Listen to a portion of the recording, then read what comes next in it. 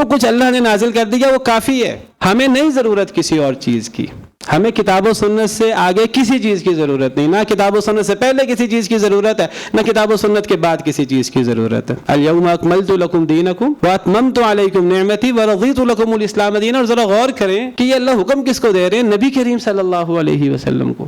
اللہ نبی سے کہہ رہے ہیں اے نبی آپ بھی اپنی رائے اختیار نہ کریں، آپ بھی اپنی مرضی سے کوئی مرضی اختیار نہ کریں، کوئی اجتہاد نہ کریں. آپ بھی اللہ کی وحی کے پابند ہیں. اللہ کی وحی قرآن کی صورت میں بھی آتی ہے، وحی جلی، اور اللہ کی وحی نبی صلی اللہ علیہ وسلم پر سنت کی صورت میں بھی آتی تھی، وحی خفی. نبی صلی اللہ علیہ وسلم کی احادیث مبارکہ بھی اللہ کی طرف سے ہوتی تھی، آپ کی ذاتی رائے نہیں ہوتی تھی. ہمارا دین تو ہمیں بتاتا ہے ہم تو نبی کی رائے کے پابند نہیں ہیں. اگر نبی کی ذاتی رائے ہو، نبی خود اپنی رائے اختیار نہیں کر سکتا تھا کسی دینی معاملے میں، اپنا اجتہاد اختیار نہیں کر سکتا تھا. نبی اللہ کی وحی کا پابند ہوتا تھا. وَاتْلُ مَا أُوحِيَ إِلَيْكَ، اے نبی صلی اللہ علیہ وسلم آپ وحی کی پیروی کریں، جو کچھ آپ پر آپ کے رب کی طرف سے اللہ کی کتاب میں نازل ہوا. لا مبدل لکلماتہ، اللہ کے کلمات کو کوئی بدل نہیں سکتا.